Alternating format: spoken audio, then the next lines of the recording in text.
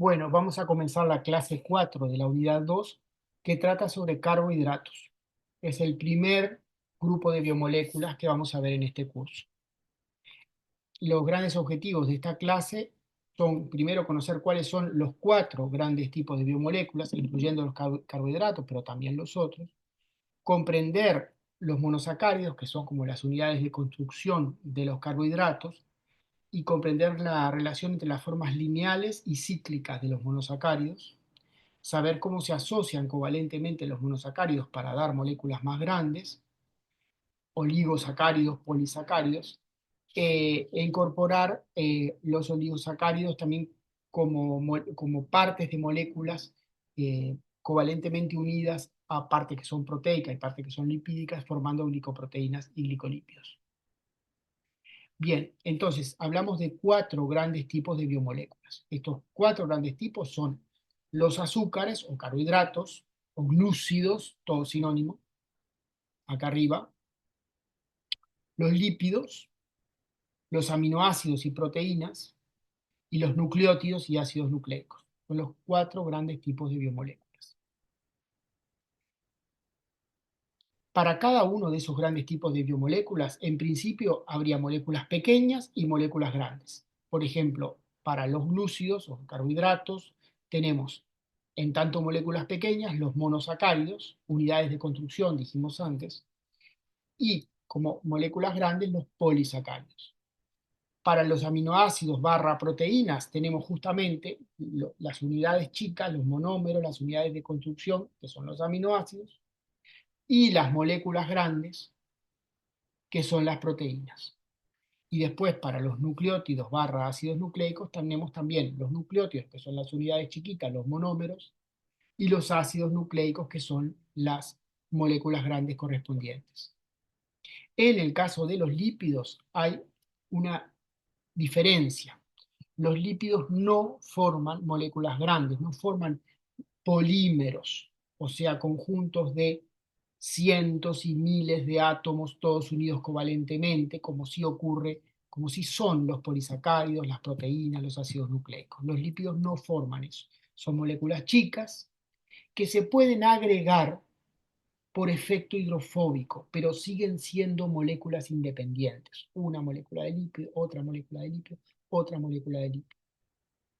Y esos agregados de moléculas de lípidos unidos por efecto hidrofóbico en el medio acuoso son las gotas lipídicas y las membranas celulares, que son entidades que vamos a estudiar más adelante cuando veamos lípidos. Pero los lípidos no forman macromoléculas. Bien, ahora sí vamos a centrarnos en los carbohidratos. Ya les digo, carbohidratos, azúcares, glúcidos, sacáridos, son todos sinónimos. Acá les muestro algunos ejemplos de carbohidratos, desde chiquitos hasta grandes. Monosacárido, disacárido, tetrasacárido. Y en 3 representaciones acá partes de diferentes polisacáridos. No podemos dibujar el polisacárido entero, átomo por átomo, porque no tenemos suficiente lugar, es una molécula demasiado grande, pero podemos representar parte de él. Como vamos a ver después, en general los polisacáridos tienen estructuras repetitivas, entonces cuando mostramos una parte y decimos, bueno, esto está repetido a la N, estamos dando una idea de la estructura general del polisacárido. Bien, vamos a lo chiquito y después volvemos a lo grande. Vamos a los monómeros que forman los azúcares, los monosacáridos. Los monosacáridos son moléculas carbonadas donde hay un grupo aldehído o cetona y 2 o más grupos alcohol. Por ejemplo, acá tenemos un grupo cetona y 2 grupos alcohol en los carbonos vecinos. Acá tenemos un grupo aldehído, porque el carbonilo está en la punta de la cadena. Y luego hay 1, 2, 3, 4 grupos alcoholes en otros 4 átomos de carbono. Acá tenemos un grupo cetona y luego grupos alcohol, 1, 2, 3, 4, 5 grupos alcohol. Fíjense ustedes que los monosacáridos son moléculas muy polares, porque cada uno de estos grupos alcohol y también el grupo que tiene el carbonilo, el aldehído o la acetona, son todos polares y tienen gran capacidad de formar enlaces de hidrógeno, en particular los grupos alcohol, que son tanto aceptadores como dadores de enlaces de hidrógeno. Se relacionan muy bien con el agua, ¿verdad? Son bien hidrofílicos. Bueno, tenemos que introducir acá un término que es muy importante en la química de azúcares, que es carbono anomérico, que está acá, anomérico sin H. El carbono anomérico es sencillamente, por ahora, el carbono que tiene el carbonilo, que tiene el aldehído o tiene la acetona. Es diferente al resto que tienen grupos alcohol. Acá tenemos tres ejemplos de monosacáridos con grupo aldehído, no con grupo cetona. Ven que los carbonilos están en la punta de la cadena y que en todos los casos las cadenas se pueden numerar, los átomos de carbono se pueden numerar a partir justamente del que tiene el carbonilo, es decir, del grupo aldehído en este caso, que es el carbono 1 y los demás siguen correlativamente. Estos monosacáridos derivados de aldehídos, para hacerlo corto, también se pueden llamar aldosas, ald de aldehído.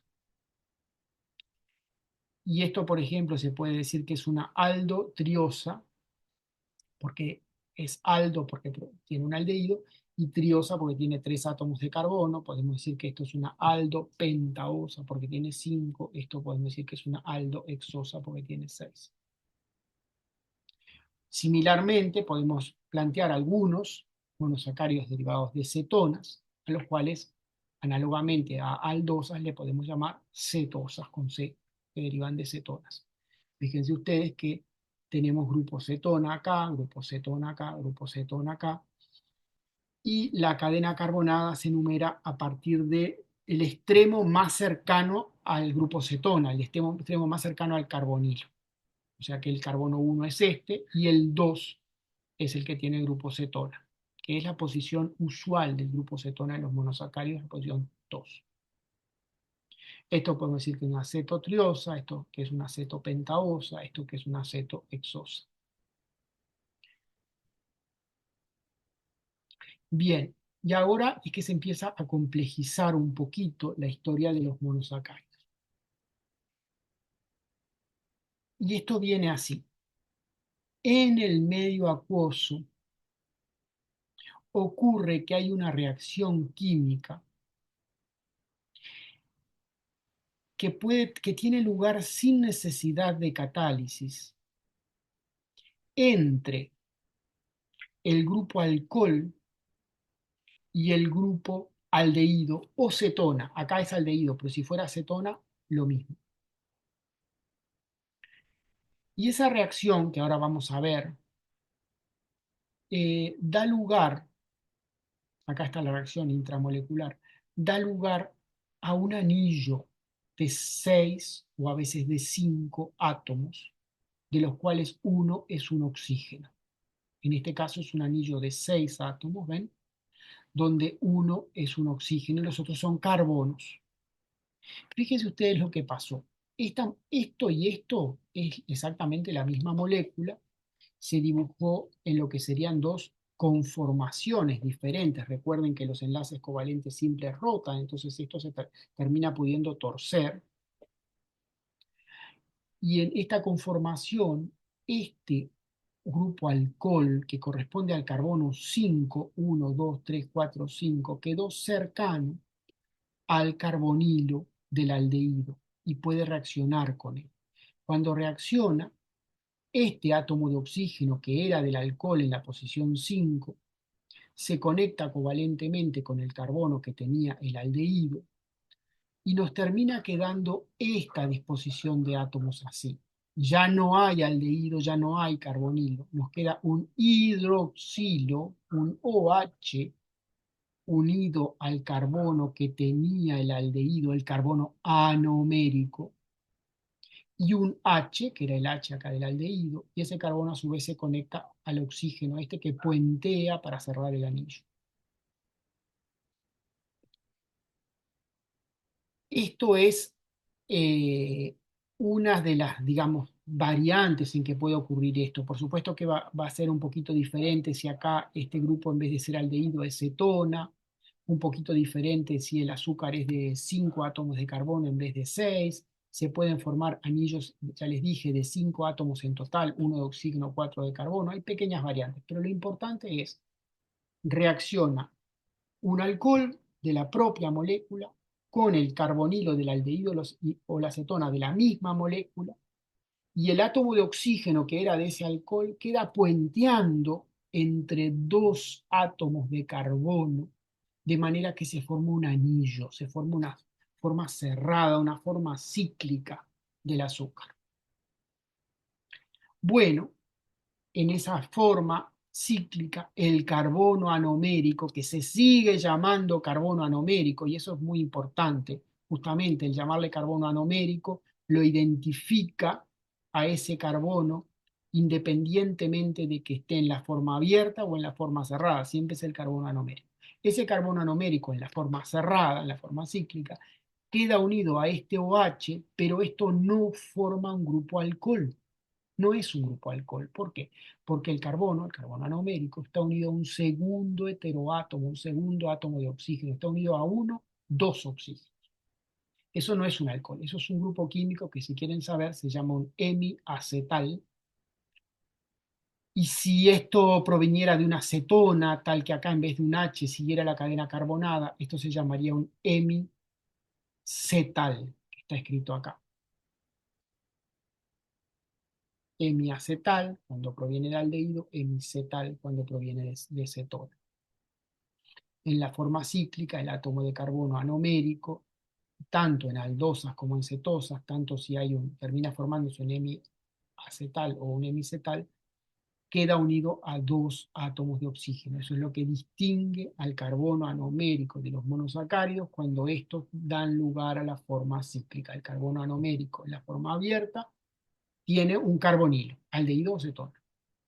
En la forma cíclica está unido a dos átomos de oxígeno y químicamente corresponde a un hemiacetal si en la forma abierta había un aldehído, y a un hemicetal si en la forma abierta había una cetona. Esta reacción en el medio acuoso ocurre bastante rápidamente sin necesidad de catálisis. Y de hecho, si ustedes tienen glucosa disuelta en agua, una pequeña proporción de la fracción de las moléculas va a estar en la forma abierta y la mayor parte va a estar en la forma cerrada o cíclica. Y acá viene otra pequeña complicación, que es que cuando se genera la forma cíclica, el carbono anomérico es quiral, está unido a uno, dos, tres, cuatro sustituyentes diferentes. Y debido a que es quiral, admite dos isómeros ópticos, admite dos configuraciones.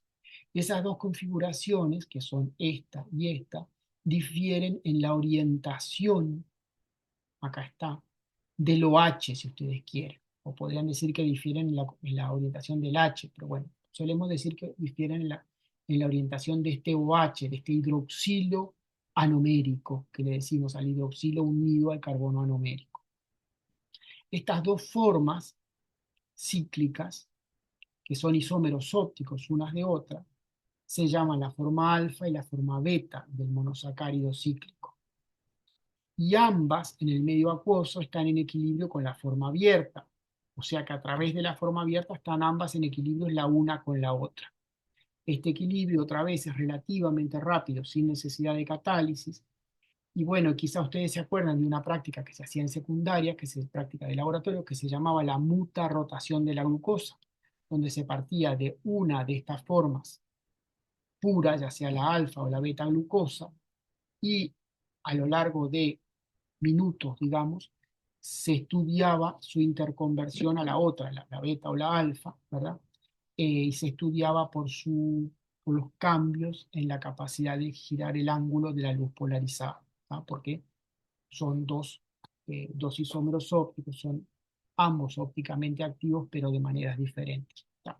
Eso Si no se acuerdan mucho, no se preocupen, no vamos a profundizar en esto, en eso, en este curso. Simplemente lo que tienen que saber es que cuando un monosacárido forma el anillo, puede quedar de dos formas diferentes. Puede quedar alfa o beta. Y mientras el monosacárido sea monosacárido, no importa mucho eso, porque en la solución acuosa las dos formas se interconvierten y se terminan equilibrando una con la otra. Un poco más de una, un poco más de la otra. Pero cuando el monosacárido pasa a formar una molécula más grande, un disacárido, un trisacárido, etcétera, sí importa, porque ahí vamos a ver que esta interconversión entre alfa y beta ya se tranca, ya no puede ocurrir. Pero eso me adelanta, me estoy adelantando a algo que viene después. Primero, antes de ir a la formación de disacáridos, vamos a profundizar un poquito más en los monosacáridos en su forma cíclica, con 1, 2, 3, 4 representaciones de lo mismo, de la glucosa cíclica en una de sus configuraciones, la beta. No se preocupen de saber cuál es la beta y cuál es la alfa, no les vamos a pedir que sepan eso. Simplemente son 4 representaciones. Tenemos el anillo formado por 5 átomos de carbono y 1 de oxígeno. Fíjense que el sexto átomo de carbono de la glucosa, que es una aldehexosa, queda fuera del anillo. Fíjense que esta representación que se le llama de silla es bastante equivalente a la de la izquierda, pero es más realista. Representa mejor cómo quedan en el espacio dispuestos los átomos del anillo. Luego tenemos la representación de bolas y varillas en color CPK. Hagan el ejercicio de si pueden distinguir cuál es el carbono anomérico. Es este, el que está unido a dos átomos de oxígeno, uno que cierra el anillo, otro que es del hidroxilo anomérico. Y luego, lo más difícil, pero lo más real, la representación de llenado de espacio. Recuerden que el oxígeno está en rojo, el hidrógeno en blanco, el carbono en negro. ¿Cuál es el carbono anomérico acá? Está escondido acá atrás, sandwichado, vamos a decir, entre estos dos átomos de oxígeno. Este es el hidroxilo anomérico, ¿verdad? Este es un hidroxilo de un grupo alcohol, este de otro, este de otro, este de otro. Fíjense ustedes que los átomos de hidrógeno de los hidroxilos, ya sea de los grupos alcohol o del hidroxilo del hemiacetal, que así se llamaba, los átomos de hidrógeno de los hidroxilos, los átomos de hidrógeno unidos a oxígeno, están representados más chiquitos que los átomos de hidrógeno unidos a carbono. ¿Por qué es eso? ¿Por qué es eso? Para mostrar lo que hace el enlace covalente polar con las nubes electrónicas. Cuando el átomo de hidrógeno está formando un enlace covalente con un átomo de oxígeno, los electrones compartidos están con mayor probabilidad cercanos al núcleo de oxígeno que al núcleo de hidrógeno, porque el oxígeno es más electronegativo. Eso es lo que da la carga parcial positiva sobre los átomos estos de hidrógeno. Y eso se puede representar en términos del tamaño de las nubes electrónicas correspondientes. Los átomos de hidrógeno, por el contrario, unidos a carbono, que tiene una electronegatividad similar a la del hidrógeno, esos átomos de hidrógeno se muestran más grandes porque no están polarizados. Sus nubes electrónicas no están, vamos a decir, achicadas por el tironeo, esto no es lenguaje científico, del átomo al que están unidos. En cambio, los que están unidos a oxígeno sí. Bien, seguimos con aldohexosas, vamos a decir, en sus formas cíclicas.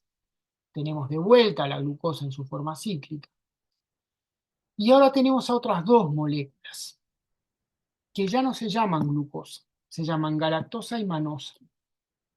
Y tenemos resaltado en verde a un hidroxilo en este caso y a otro hidroxilo en este caso. ¿Por qué tenemos resaltado en verde? Porque, por ejemplo, en el caso de la galactosa, este hidroxilo, que es el hidroxilo 4, unido al carbono 4, ¿verdad? 1, 2, 3, 4 a partir del anomérico, este hidroxilo 4 está en una orientación diferente a lo que está en la glucosa. Dicho de otra manera, el carbono 4 de la glucosa y el carbono 4 de esta molécula que se llama galactosa tienen configuraciones diferentes.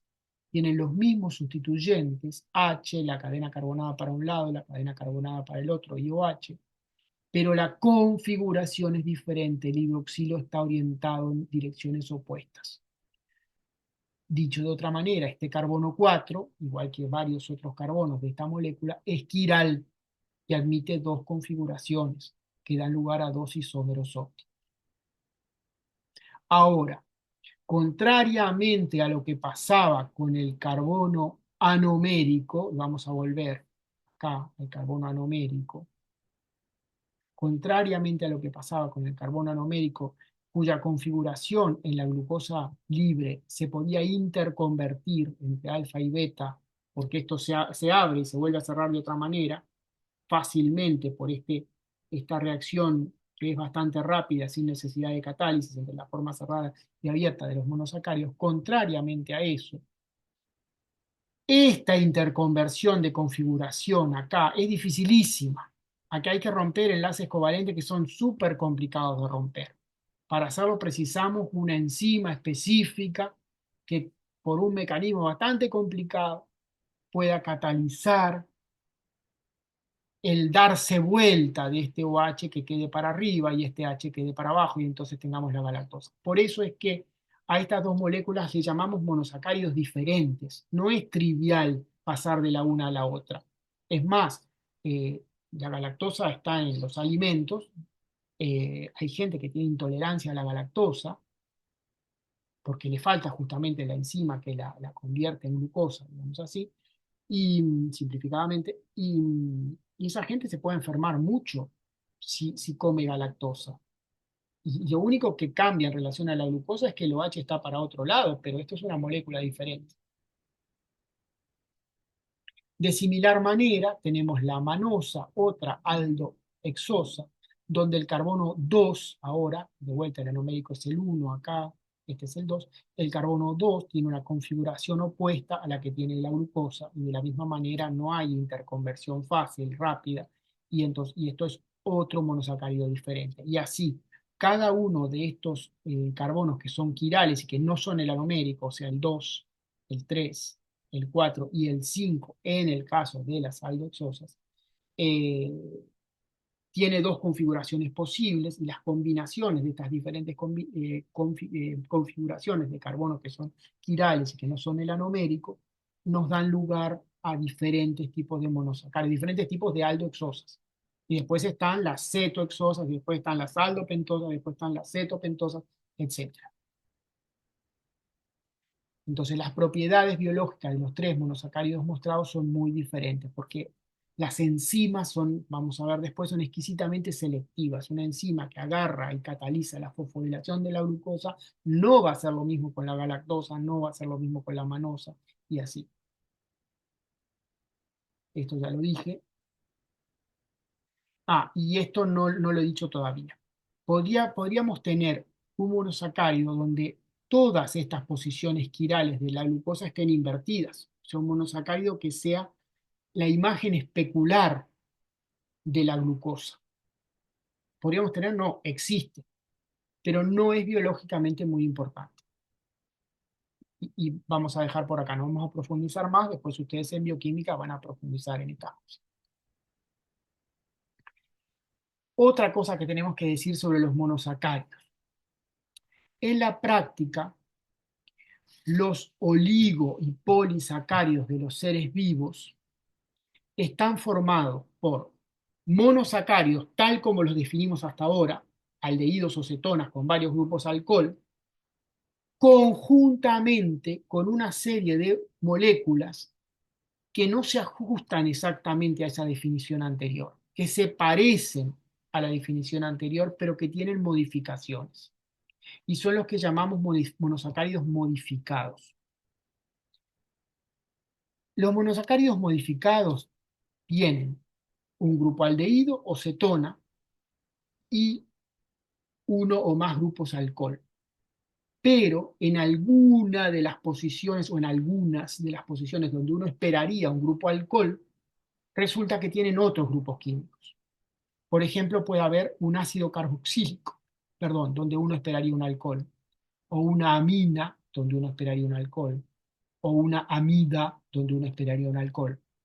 O a veces directamente acá no está mostrado, falta un alcohol y tenemos un carbono unido a dos átomos de hidrógeno. Todos esos son variantes de monosacáridos modificados.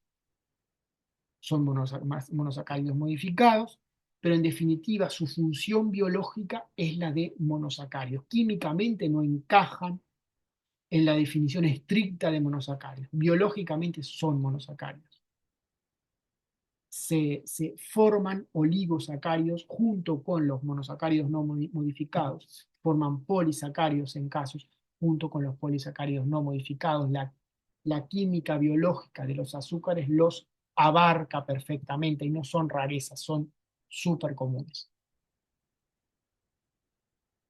Bueno, tenemos un par de preguntas que toman como ejemplo a esta ceto hexosa, que es la fructosa, ¿verdad? 1, 2, 3, 4, 5, 6 átomos de carbono, por eso hexosa con H, y ceto porque el carbono anomérico está en la posición 2, no en la posición 1. Carbono anomérico lo podemos identificar porque está unido acá en el ciclo, ¿verdad? A dos átomos de oxígeno. Y está en la posición 2 porque la punta de la cadena está acá. Este es el 1, este es el 2, el anomérico, el 3, el 4, el 5, el 6. Nos pregunta cuántos grupos alcohol hay. Hay 1 acá, 2 acá, 3, 4. 1, 2, 3, 4. Y me salteo este hidroxilo, que es el hidroxilo anomérico, ¿verdad? Que pertenece a un grupo hemicetal, no es un grupo de alcohol, porque el carbono que tiene el hidroxilo está unido a un segundo oxígeno. Entonces, 1, 2, 3, 4, la respuesta correcta es la C. Luego nos preguntan cuál de las estructuras de abajo corresponde a la beta fructosa si la de arriba era la configuración alfa, la alfa fructosa.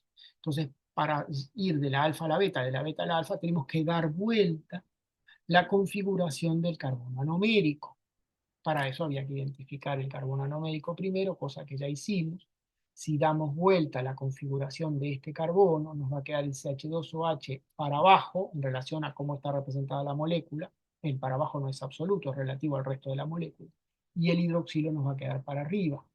Entonces la opción correcta es esta, ¿tá? Y tenemos que verificar que las configuraciones de los otros carbonos se hayan mantenido. Este OH que acá estaba para arriba, acá está para arriba, este OH que acá está para abajo, acá está para abajo, y este CH2OH que acá está para arriba, acá también está para arriba.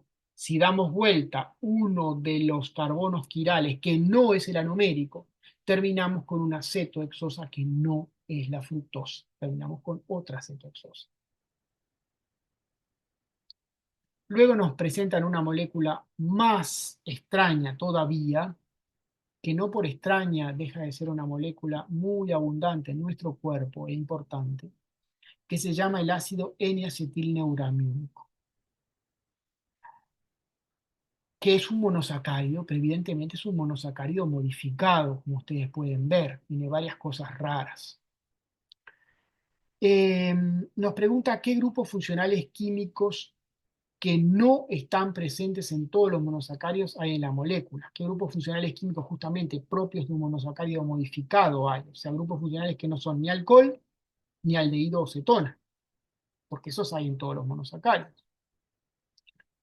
Y bueno, lo podemos ver que acá hay un grupo que no es ni alcohol, ni aldehído, ni cetona, es un grupo ácido carboxílico. Y acá tenemos un grupo C-doble enlace ONH, un grupo amida. Esos son grupos propios de monosacáridos modificados. Ácido carboxílico y amida, la opción A es la correcta. Luego nos preguntan qué grupos funcionales químicos, si es que hay alguno, tienen los átomos de carbono 2 y 3 respectivamente. Entonces acá primero hay que numerar los átomos de carbono de la cadena.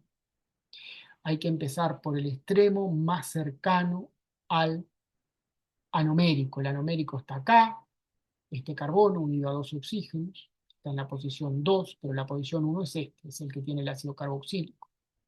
Esto es 1, 2, 3, 4, 5, 6, 7, 8, 9. Nos preguntan por los grupos funcionales de los átomos de carbono 2 y 3. El 2 habíamos dicho que será anomérico. Y esto es un grupo proveniente del grupo cetona, pero que sufrió la reacción intramolecular y que quedó con este hidroxilo, que no es un alcohol porque el carbono está unido a un segundo oxígeno, toda esa historia, es un grupo hemicetal, hemicetal con C.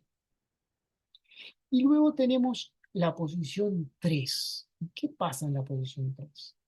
Pasa que falta el alcohol que esperaríamos. O sea, acá no hay ningún grupo funcional en la posición 3. Y esa es una de las cosas que también pasa en los monosacáridos modificados. Puede pasar. Entonces, la respuesta correcta a esta pregunta, que es bastante difícil, por cierto, y se las pongo como ejemplo para hacerlos practicar, pero es una pregunta difícil, la respuesta correcta es la B. En la posición 2 hay un grupo hemicetal y en la posición 3 no hay ningún grupo funcional. Esta situación de que no haya ningún grupo funcional, que no haya un hidroxilo cuando esperábamos un hidroxilo y tampoco haya otro grupo funcional, es común, ya les dije, en monosacáridos modificados y es lo que llamamos, en ese caso, hablamos de un deoxiazúcar o desoxiazúcar porque le falta un átomo de oxígeno acá. Y después vamos a ver que que hay un desoxiazúcar que forma parte del ADN. Y la D del ADN proviene de desoxirribonucleico. Vamos a ver ahora la formación a partir de monosacáridos de moléculas más grandes. Cómo los monosacáridos se conectan covalentemente para dar primero disacáridos, después trisacáridos, tetrasacáridos, diversos oligosacáridos. Oligo quiere decir unos pocos o varios, es un término vago. Y más grande, polisacáridos. Poli también es vago, quiere decir muchos. Esa conexión covalente entre monosacáridos para dar moléculas más grandes es lo que se llama la unión O-glicosídica. Y vamos a ver la unión O-glicosídica como si fuera una reacción de condensación. Si bien, como ustedes saben, las reacciones de condensación no son favorables en el medio acuoso. Y de hecho, la síntesis biológica de los oligosacáridos, de los polisacáridos, se da por un mecanismo más largo, más indirecto, más complejo, que no es una condensación. Pero para entrar a ver cómo es esto, cómo es la estructura, vamos a razonar como si fuera una condensación. Y si fuera una condensación, lo que ocurriría sería que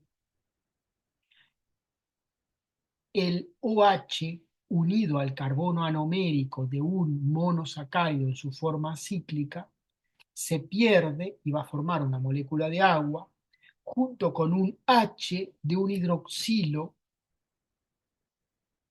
de otro monosacárido.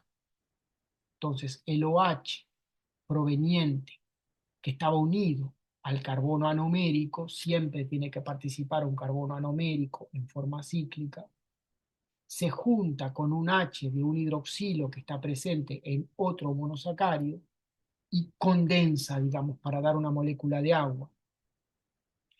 Y al pasar eso, el carbono anomérico este de un monosacárido queda unido a un átomo de oxígeno de lo que era el otro monosacárido, que a su vez está unido a otro carbono. Entonces nos queda un átomo de oxígeno haciendo de puente entre el carbono anomérico y otro carbono cualquiera del otro monosacárido. Esto es lo que se llama una unión oglicosídica. Ese otro hidroxilo puede ser de un grupo alcohol, pero también puede ser del hemiacetal. Puede haber una conexión anomérico con anomérico, pero usualmente es anomérico con no anomérico, pero siempre participa uno de los anoméricos, si no, no es una unión oglicosídica. Cuando ustedes tienen formado el disacárido, siguen identificando a los carbonos anoméricos, de la misma manera que lo hicimos antes. Este, que está formando la unión oglicosídica, es un carbono anomérico porque está unido a uno o dos átomos de oxígeno, solo que este oxígeno que antes era un OH, ahora está unido a otro carbono. Y este carbono de acá, que también forma la unión no-glicosídica, no es anomérico, porque está unido a solo un átomo de oxígeno y después a carbonos e hidrógenos. El otro anomérico está acá y no participa en esta unión no-glicosídica. Pero podría haber otro disacárido que fuera anomérico con anomérico. Químicamente, las uniones oglicosídicas se llaman grupos acetal si provienen de hemiacetales, que a su vez se relacionaban con los aldehídos, o las uniones oglicosídicas también pueden ser cetales si provienen de hemicetales, que a su vez se relacionaban con las cetonas, con las cetosas. ¿Ya? Entonces, hemiacetal o hemicetal se generaba cuando se forma el ciclo, digamos, y luego, si ese monosacárido de la forma cíclica reacciona, digamos, para dar un disacárido o una molécula más grande, pasamos a tener en vez de hemiacetal un acetal y en vez de hemicetal un cetal.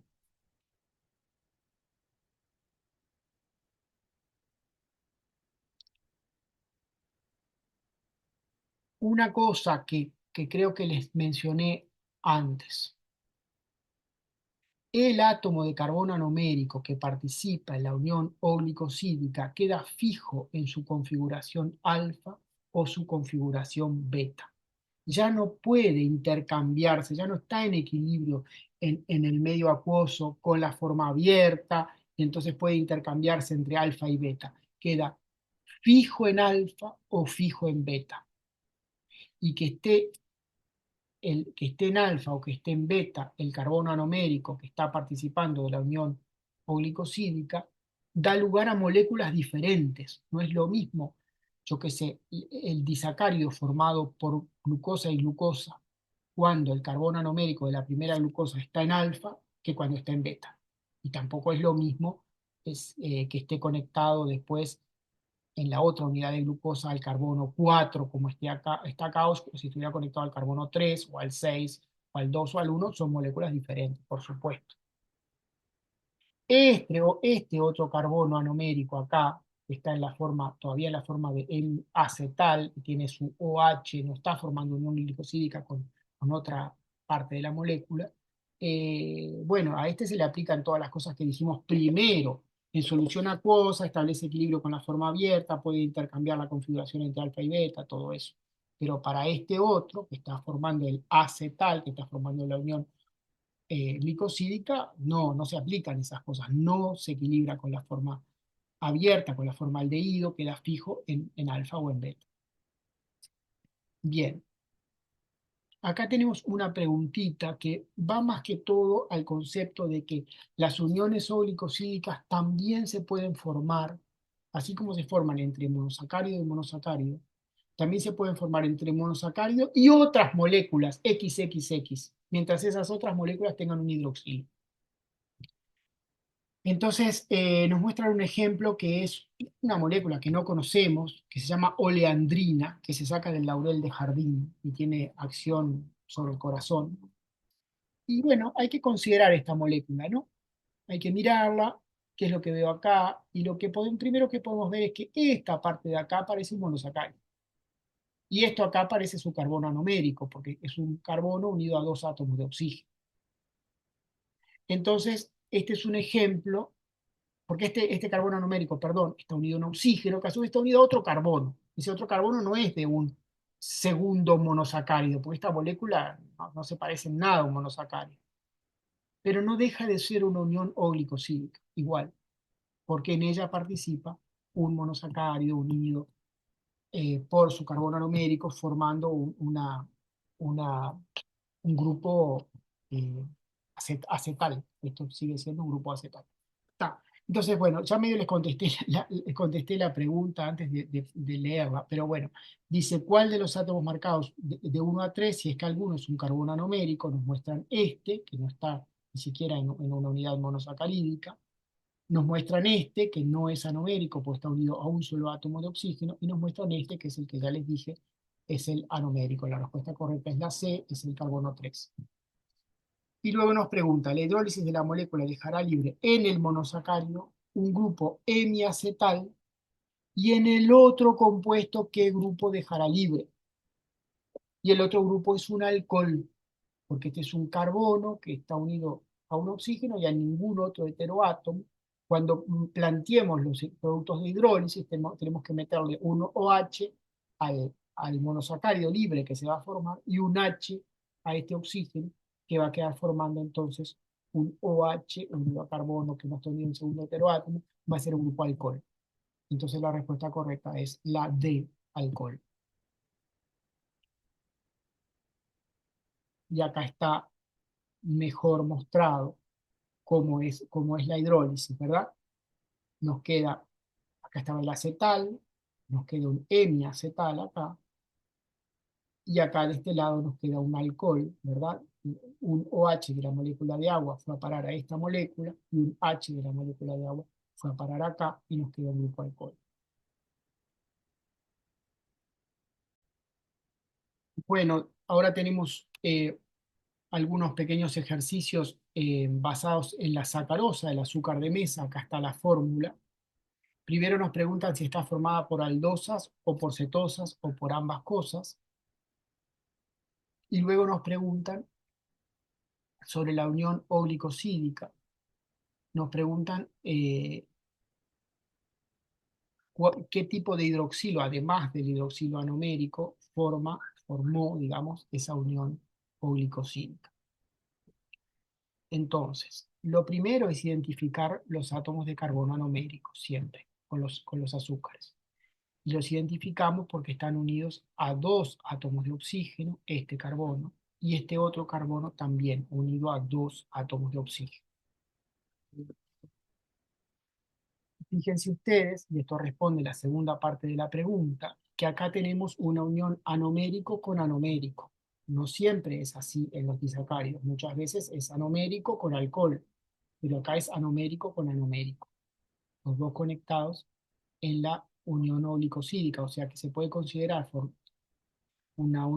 si fuera una condensación, sería la condensación entre un hidroxilo anomérico y otro hidroxilo anomérico. Y bueno, muy relacionado con lo anterior, nos piden los productos de hidrólisis de la sacarosa.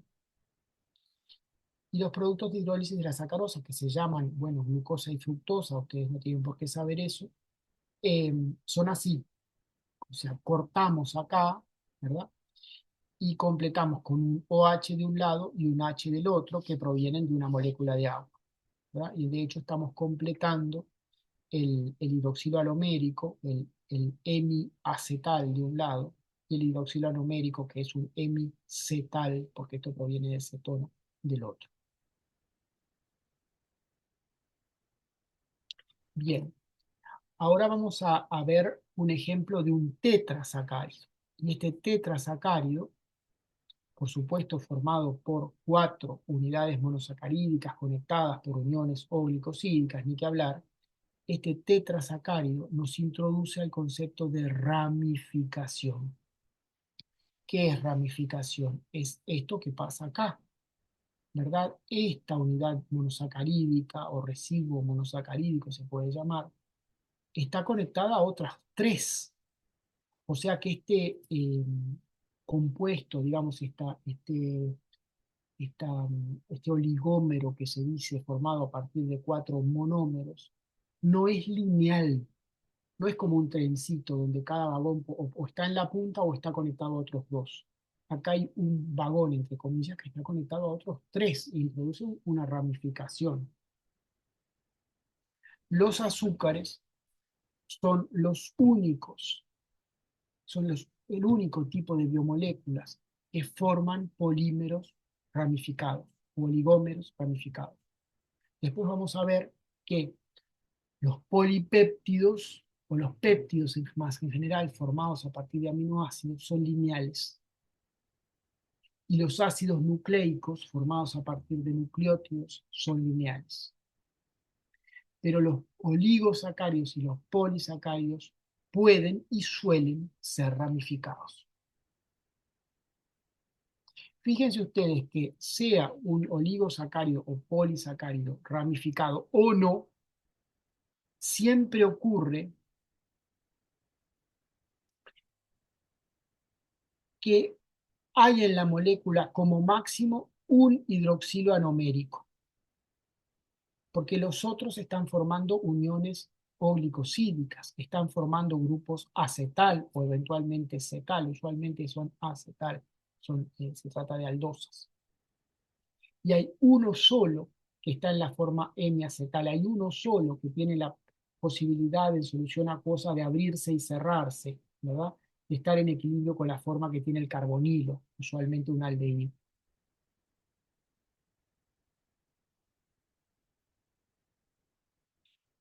La ramificación hace que los oligosacáridos y los polisacáridos sean como, pueden representarse como arbolitos de alguna manera, donde hay una sola raíz, si ustedes quieren, que corresponde a esta punta, donde está el grupo hemiacetal o hemicetal, donde está lo que está en equilibrio con el carbonilo. Y después hay muchos ramales, ¿verdad? O muchos nudos, digamos, en las ramas, donde habría grupos acetal o cetal eventualmente, más comúnmente acetal, y en algunos casos esos ocurren en ramificaciones, como pasa acá, ¿verdad? Por eso representamos una sola raíz y muchas ramas, porque ese arbolito puede irse abriendo en muchas ramas. De un lado siempre tiene una punta, que es donde está el grupo hemiacetal, y del otro lado puede haber muchas ramitas, porque puede haber muchas ramificaciones que se den. Y si ustedes quieren, en todo el árbol, digamos, va a haber muchos grupos alcohol. No solo en las puntas de la rama, sino por todos lados. Bueno, el otro concepto es que en los seres vivos, los oligosacáridos, o sea, los compuestos formados por entre 2 y unas 15 unidades monosacarídicas, usualmente son complejos. Complejos quiere decir que tienen estructuras complicadas, que no son repetitivas. Tienen diferentes tipos de monosacáridos, incluyendo monosacáridos modificados. Tienen ramificaciones en diferentes posiciones, estructuras bastante complicadas, tienen una diversidad muy grande, de hecho. Y vamos a ver después que, vamos a mencionar algo que, por ejemplo, los diferentes tipos de células humanas tienen diferentes oligosacáridos complejos. Incluso esos oligosacáridos complejos varían según, yo qué sé, el estado de la célula, si la célula está bien o está mal, tiene más nutrientes, tiene menos, cosas así.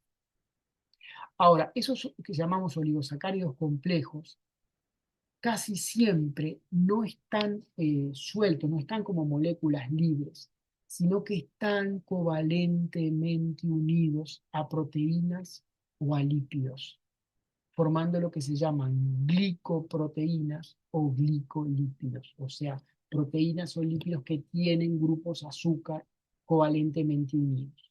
Y esa unión se da por una unión glicosídica a algún grupo químico de la proteína o del lípido.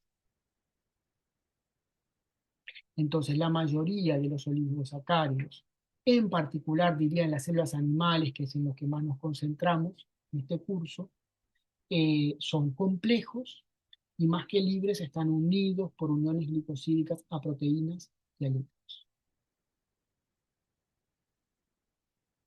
Otra vez la misma historia, eh, estos carbonos están en forma de grupo acetal. Acá este también, el que estaría en la punta, en la raíz del árbol, digamos, ahora resulta que como este oligosacárido no está libre, no es un grupo hemiacetal, es un grupo acetal, porque está formando una unión oglicosídica con un grupo de la proteína o del lípido. Bueno, y por último llegamos a los polisacáridos, que son moléculas muy grandes, usualmente de cientos de unidades sacarídicas conectadas, y usualmente los polisacáridos tienen estructuras repetitivas, es decir, que pueden ser descritos como repeticiones de una misma estructura básica.